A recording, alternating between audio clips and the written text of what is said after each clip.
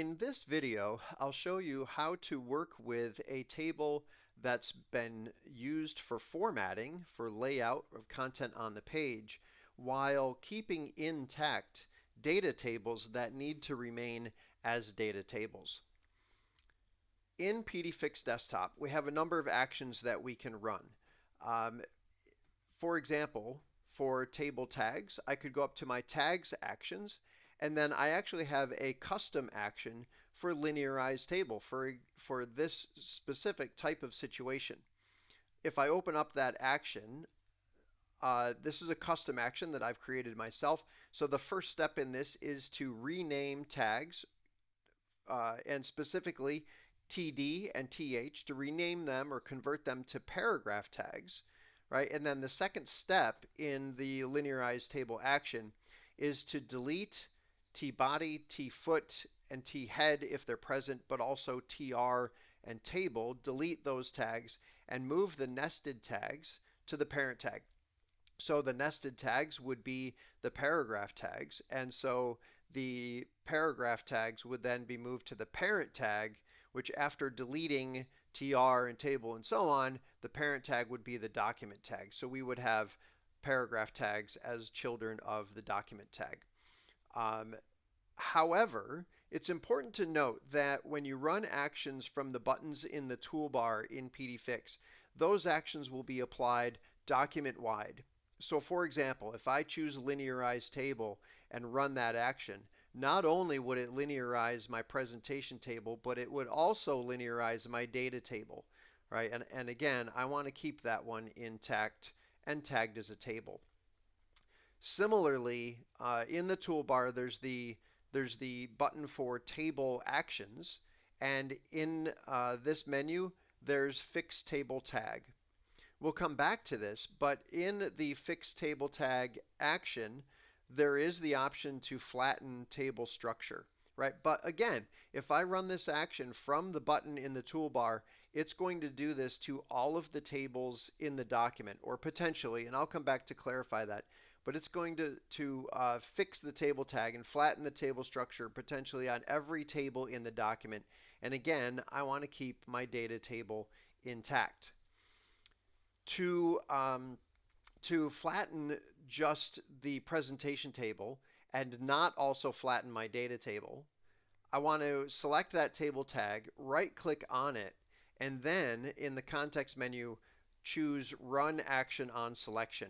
This way, I'm only running actions on that table tag and not the other one as well.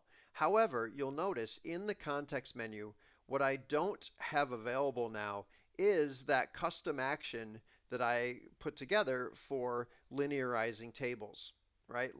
Custom actions are only available from the buttons in the toolbar or also from the Actions tab at the top, right? And again, if I run actions from either the Actions tab or from the buttons in the toolbar, that's going to be applied document-wide. So again, I'm going to right-click on my table tag, run action on selection, and then we have a couple of ways that we can address this presentation table. It might seem a little odd, but the first method I'm going to choose is actually delete tags, right? And so when I select that, then I get a dialog box that opens up. Now, I'm not deleting empty tags without content in this situation. I'm going to delete TD, TH, TR, and table tags. Now, I'll actually cancel this just for a second to take a look. So we have our table, and we have our TR tags, and we have THs, and we have TDs, and so on. And inside the THs and the TDs, we already have paragraph tags. So I'm going to make the move so that when I delete table, TR, TH, and TD, I'm going to move these paragraph tags to their parent tag, which again would be underneath the document tag at that point. So again, right-clicking on the table tag itself, run action on selection, delete tags, and then choose TD, TH, TR, and table. And again, I'm not going to mark the content as an artifact. I'm going to move the nested tags to the parent tag. When I hit run on that, then I get paragraph tags in my tag tree. where the layout table is, but my data table is still left intact. So that's one way to handle when a table has been used for formatting. Of course, when you do that, you may need to then check and possibly fix the reading order for that text if you want it to read down columns, for example, instead of going across. I'm going to undo that so that I'm back to having my table tag and show you another way. Right? Again, I'm going to right click on the table tag. I'm going to go to run action on selection, and this time I'm going to choose fix table tag. Right? And as we mentioned before, we've got flatten table structure. So I'll go ahead and check that, and then I'll run the action. But we notice when I do that that the table tag is still remaining in the tag tree, so it didn't actually flatten anything. Why is that? It's not a bug in the software. The flatten table function is intended to only work on tables that are not correctly formatted, right? That are not regularly shaped, if you will.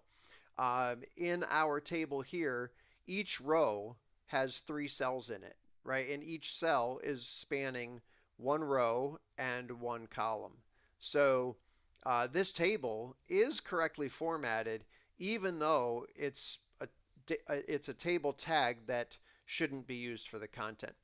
So if I want to use that fix table tag action to fix this, what I could do is just select one of the tags, one of the cells in the table. So that my first TH, for example, I could just change the column span to 2.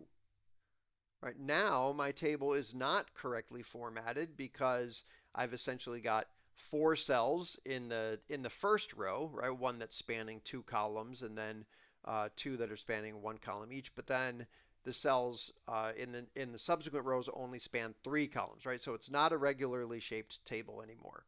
Now, when I right-click on the table tag, go to Run Action on Selection, and Fix Table Tag, when I choose Flatten Table Structure and run that, then we have div tags where we used to have table tags or table related tags, and then we still have our paragraph tags for the text that was in all of those cells. Meanwhile, our data table is still intact down below. Now, it's important to note again that after flattening this table, we still want to do things like check the reading order and perhaps correct this for the text that should be going in columns, right? Some people might choose to make one cell wider or taller or whatever, and then use the fix table tag function to flatten the table. However, some people maybe don't like all of these nested div tags, and so maybe deleting tags and just moving the paragraph tags as direct children of the document tag right below the H2. Maybe that's the approach that you prefer. It's entirely up to you. Screen readers and other assistive technology don't announce these div tags, so it's just going to read the text inside the paragraph tag. It's kind of just your preference on how you want to approach it. But I hope this helps. If you have questions, if you're in Europe, please reach out to us at support@pdfix.net. And if you're in North America, in the US or Canada, please feel free to reach out to us at sales@pdfix-us.com. Thanks.